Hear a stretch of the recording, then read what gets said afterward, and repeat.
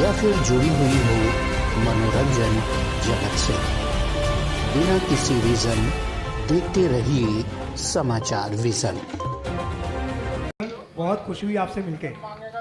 एक आपने बहुत ही अच्छी तरह से एक बहुत ही मिशन चला है एजुकेशन के लिए, लेकिन मेरी एक दिल में एक बात है कि आप एजुकेशन की बात तो करते हो, एजुकेशन के अंदर प्राइमरी, माध्यमिक और उच्चतर माध्यमिक की बात होती है, लेकिन गुजरात की एक पॉलिसी है एडमिशन कमेटी की, जो पॉलिसी बहुत ही खतरनाक पॉलिसी है।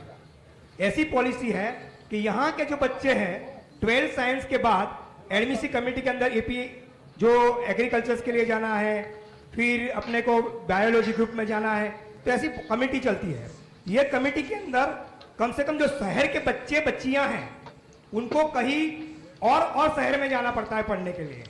तो इन लोगों के लिए क्या किया जाए कि आज कम से कम बहुत ही बड़ी बात यह है कि एडमिशन के कमेटी की प्रोसीजर से जो शहर के बच्चे वो शहर में नहीं पढ़ पाते हैं, इसके लिए जो इनके माँ बाप के जो पैसे का खर्च है वो ज़्यादा बढ़ जाता है कि इसकी हॉस्टल की चार्ज बढ़ जाती है, इसका रहने का खर्चा बढ़ जाता है, फिर इसकी जो ट्रैवलिंग का खर्चा बढ़ जाता है। जो फीस है इससे बेहतर ये फीस इसको मार डालती है।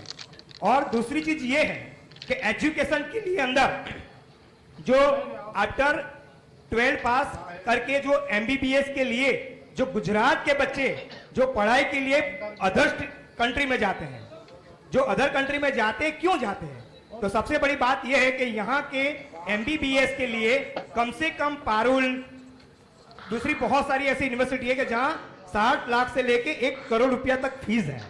जो गरीब बच्चा कोई इतना सारा पैसा भर के पढ़ नहीं पा रहा है और वो बच्चा कम से कम दूसरी कंट्री में जाना पड़ता है। आज हमने देखा कि यूक्रेन के अंदर बहुत सारे बच्चे एमबीबीएस करने के लिए गए, लेकिन वो यहाँ आ गए युद्ध के लिए, तो इनके लिए ये सरकार ने कुछ नहीं किया कि ये बच्चों का क्या भविष्य होगा। तो इसके लिए ऐसा भी होना चाहिए कि कम से कम जो बाहर के बच्चे हैं, तो जो बाहर की जो फीस अपनी भारत की कमानी है वो बाहर के देश में जाती है, इससे बेहतर कि यहाँ की कमानी अपने देश में रहे और ऐसे कम पैसों के अंदर अपना बच्चा एमबीबीएस करके जो इसकी ख्वाहिश है वो पूरी कर सके। और अच्छा से हेल्थ की आप बात करते हो तो हेल्थ की बात में ये भी है कि अपना इंडिया का बच्चा इंडिया का ही पब्लिक की अच्छी तरह से सेवा कर सके, ये मेरा एक ड्रीम्स है। બાકીના મિત્રો જરાક બેસી જાજો please. Hello sir, heartiest welcome to CM of Delhi, Arvind Kejriwal ji. आज का basically I am from vision public charitable trust running a NGO for special students. आज भी हमारे गुजरात में 108 पढ़ने के प्रोविजन तो हैं स्पेशल बच्चों के लिए, बट उसमें से इम्प्लीमेंट एक भी नहीं हो रहा है। ये हमारा एक पहला प्रोविजन था। जैसा दिल्ली में तो आपके पास रिसोर्स रूम्स बने हैं स्कूल्स के अंदर, यहाँ पे ऐसा कोई इम्प्लीमेंटेशन उनके लिए नहीं है। मोर ओवर एक छोटा सा पार्ट और भी था, जैसे हमारी एनसीईआरटी टेक्स्ट बुक्स हैं, NCERT textbooks have not been changed since last 23 years. They have the same content all around. तो ये कुछ provisions थे जो education system के अंदर थे। And moreover on a very sad part I would say that being a NGO आज के टाइम पे हम promote कर रहे हैं होम स्कूलिंग। होम स्कूलिंग का मतलब ताकि स्कूल से पेरेंट्स का विश्वास इतना उठ गया है कि हम लोगों को आज होम स्कूलिंग की तरफ बच्चों को प्रेरित करना पड़े। It's better to go for homeschooling as the right part of education. Thanks you. पिछले 7-8 साल में दिल्ली में हमने बहुत काम किए, लेकिन अगर कोई पूछे तो एक काम जिससे सबसे ज्यादा मुझे संतुष्टि मिलती है, और मुझे लगता है कि मरने के बाद जब मैं ऊपर जाऊंगा और भगवान मुझसे पूछेगा कि तूने पृथ्वी पे क्या किया, तो मैं भगवान को कहूंगा मैंने बच्चों के स्कूल ठीक कर दिए थे।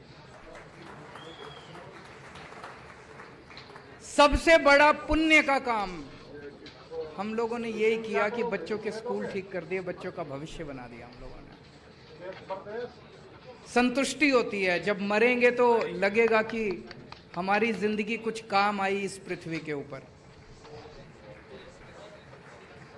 जब हमारी सरकार बनी दिल्ली में, वहां भी यही हालत थी जो अभी मैं सारे प्रश्न मैंने लिखे हैं, एक एक प्रश्न का जवाब दूंगा। यही हालत थी जो आज गुजरात के अंदर है। 2 तरह का सिस्टम था, एक गरीबों के लिए, एक अमीरों के लिए। अमीर भी नहीं कहूँगा, जिसके पास भी थोड़ा सा पैसा होता था, कई लोग तो अपना पेट काट के एक टाइम की रोटी कम खाते थे, अपने बच्चों को प्राइवेट स्कूल में भेजते थे कि प्राइवेट स्कूल में पढ़ाई कर लेगा तो थोड़ा कुछ बन जाएगा बड़ा होके। सरकारी स्कूलों की इतनी बुरी हालत थी, बच्चे फेल होते थे, पढ़ाई होती नहीं थी, टीचर आते नहीं थे, बहुत बुरा हाल था सरकारी स्कूलों का। लेकिन गरीब बेचारा कहाँ जाएगा? गरीब आदमी मजबूरी में अपने बच्चों को सरकारी स्कूल में भेजता था, और फिर जब देखता था पढ़ाई नहीं हो रही तो थोड़े दिन में वो ड्रॉप आउट कहते हैं ना, बच्चों को निकाल लेता था। सोचता था थोड़ा सा दुकान पे मेरे साथ लगेगा, मेरे साथ काम करेगा, पैसे कमाएगा, स्कूल में तो कोई पढ़ाई नहीं हो रही।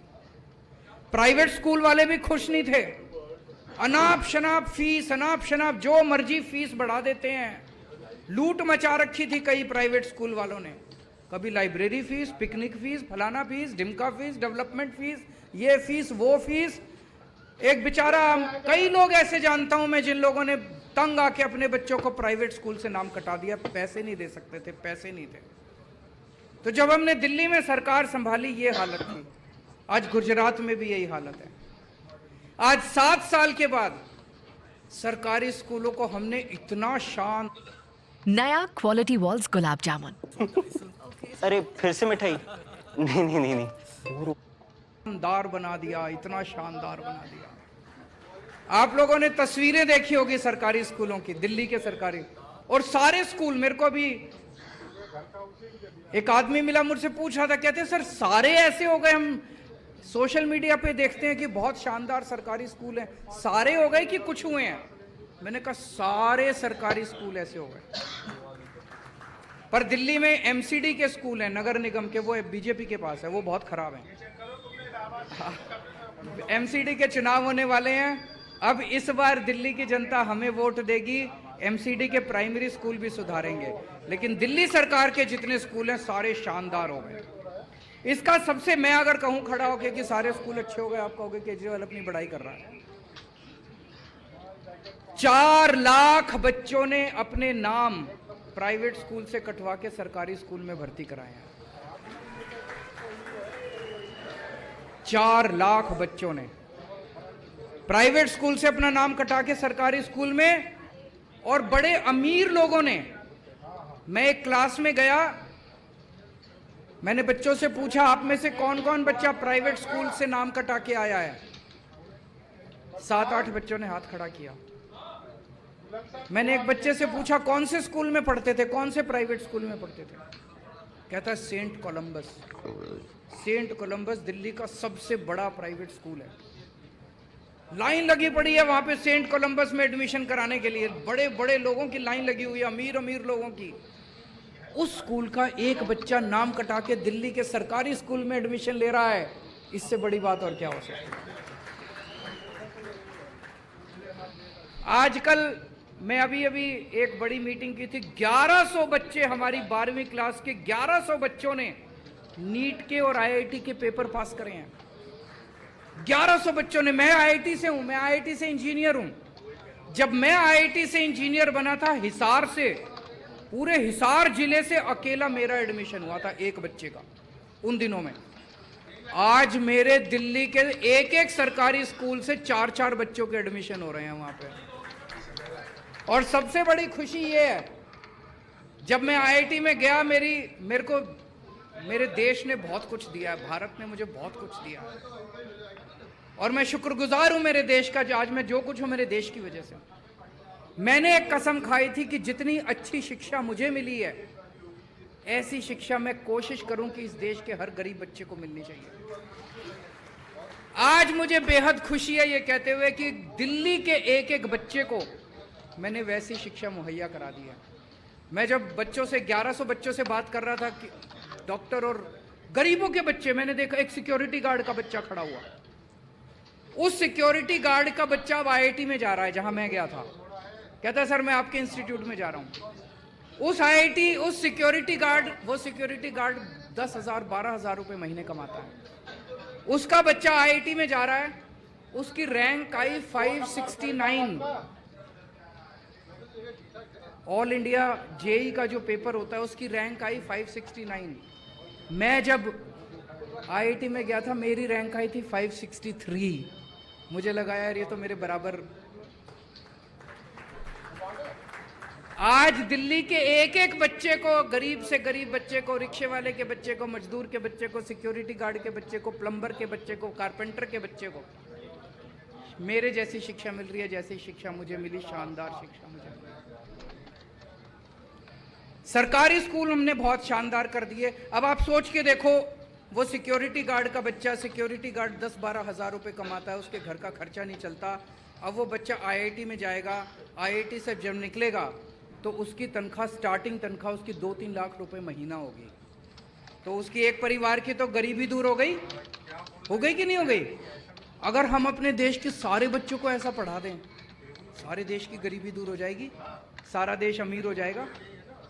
मैं पूरी तरह से कन्विंस्ड हूं, एक चीज जो इस देश को गरीबी से हटा सकती है, देश जो गरीबी से दूर कर सकती है, वो है शिक्षा।